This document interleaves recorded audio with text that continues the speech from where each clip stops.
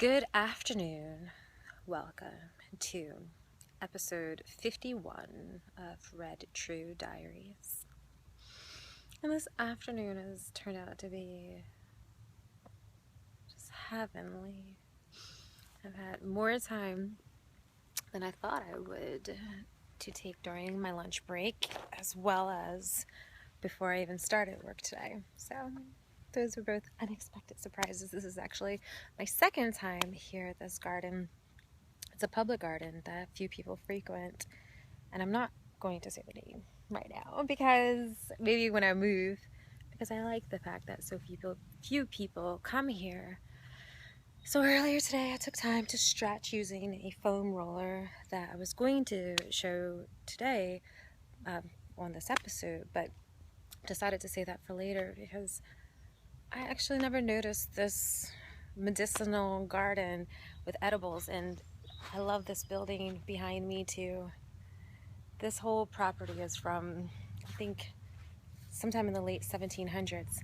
So check this out. Like there are, what do you call those? Stargazer lilies back here. And one of my favorite, all right, so here's a nice brief 360-degree view. Get out of the frame.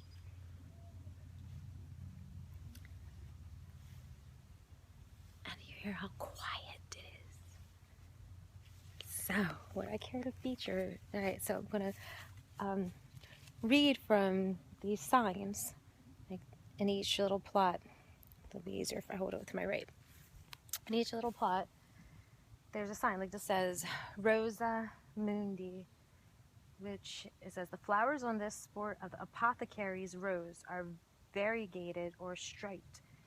Also, an ancient cultivar, Rosa Mundi shares the same uses in history as the apothecary's rose. As with many roses, the flowers may be used in potpourri or in the kitchen. So, I hope I'm not making you dizzy, but there's my little spot. Oh. And mind you, that's a pretty decent spot. And all I'm taking up is this little corner over here. Amazing. So, on to culinary plants.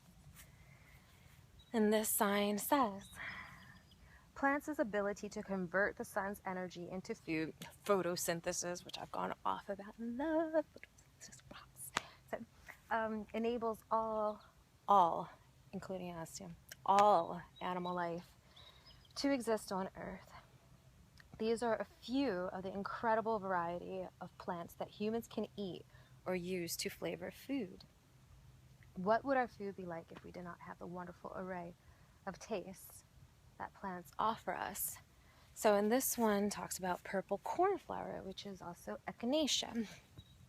And it says purple cornflower had a long history of use by Native Americans for soothing insect bites, alleviating toothache, and treating snake bite.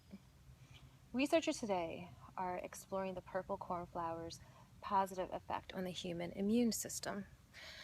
And many, at least those who explore alternative medicine, are aware of echinacea, and this is it. Oh, and there's a little bee on top. It's used to help prevent colds if you catch it in time. Oh, here's one of my favorites.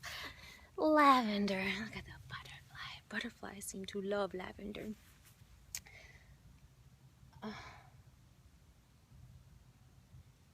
Heaven. Yeah. Okay. Lavender. English lavender flowers are picked for potpourri and other uses just before they are fully open. The leaves are harvested at any time to scent sachets and to deter moths and insects. I actually didn't know that they deter moths and insects. Here, look. Like I'm being quiet so I don't disturb them. This is more lavender. Do you see all these butterflies? Just when the caterpillar thought the world was over, it became a butterfly. Look at all of them over here. I honestly haven't seen this many butterflies since I've gone to, say, a butterfly exhibit in a museum before. I mean, I see butterflies, but not this many. But again, when I look around, they're primarily around the lavender. So this is one of the coolest things in here to me too. This is all just in this little corner of this public garden. Many of us would be surprised it was right in our backyard, and personally, even though, you know, I'm happy with my income, I'm so grateful that I can come and enjoy this property without having to work and pay to upkeep it, though I would. I'm just saying, if someone would like to give me a property like this, sure, I will take great care of it. But in the meantime, I don't, you know, need to deprive myself just because I don't have a house or garden like this, which is just awesome. And again, hear how quiet it is. Last time I was here filming, actually by that area, there's a statue of a woman where I was before, right over there. Yeah, there. And at the time there was a what do you call them? An airplane. And there's more statues up there. There was an airplane flying overhead, and it just got so loud. So hold on, I just have to. Hopefully they won't fly away. But you just have to see how many butterflies are right here. All right, stay, butterflies.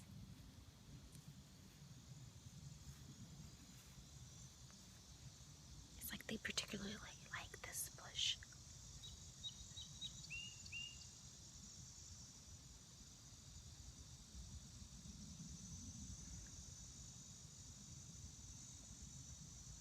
There's got to be like 20 of them.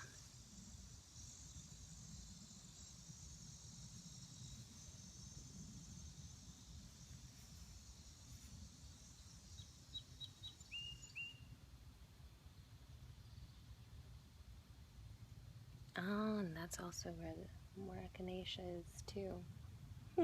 Wonder if that patch somehow might sound crazy, but it might actually have better energy. It seems to be doing the best, or maybe from what I've heard too when gardening, certain plants have friends that help them do better than others. Okay, before I go back into the sculpture, one last thing. This is catmint. I just noticed. It says, attractive to bees as well as cats, this catmint features strongly scented foliage, a long-blooming, trouble-free garden plant. It is not invasive like its true mint relatives. In addition, catmint's fragrant foliage protects it from deer. Interesting. Huh.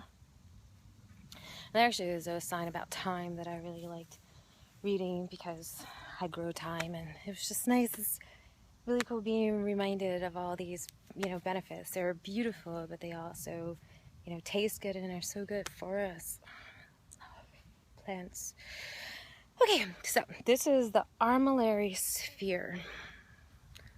Let's get that in focus. So I'm going to hold that. There we go. While I read, because that arrow actually points to the North Star, as I'm about to talk about. Okay. An armillary sphere is an ancient astronomical... Oh, I need to be closer to the microphone so you can hear me better. An armillary sphere is an ancient astronomical instrument whose arrow is aligned with the North Star. The rings depict the antiquated theory of the rotation of the heavens around the Earth. Armillary spheres have been popular adornments to formal gardens for centuries. Caroline Sinclair installed this armillary sphere as the focal point of her Pateure garden in the 1920s.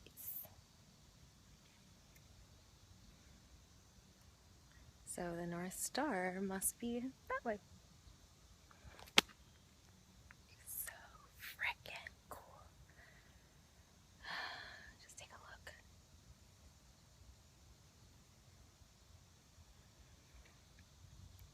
And it's so hot. Zibby keeps wiping sweat away. It has to be probably in the 90s today. Maybe just the high 80s. I'm looking for that sign. Oh, there's the sign for time. Okay. And speaking of, I'm almost out of time.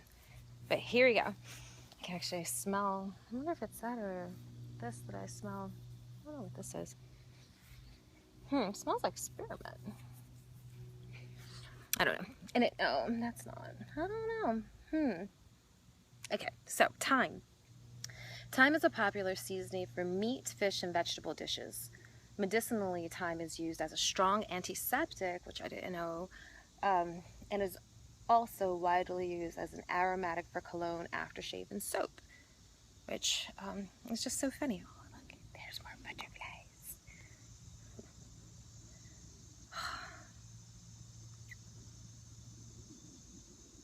Okay, I have to get back to work. To talk about what I was originally going to talk about, but forgot to actually mention the 3 I's, and I'll get into this in more detail tomorrow. Rudolf Steiner speaks on these a lot, about inspiration, imagination, and intuition. In places like this, woo, give a lot of fuel for all of those I's, as well as my soul. Some of the best soul food, in my opinion, in the world. Nature. That's us. So, treasures right here with us always. See, there's that airplane invading my airspace and ear space. So, oh, and a butterfly just went over my head. Okay, that's it. Thank you for watching and listening. May you have a wonderful time exploring things like this or comparable for yourself. I love you.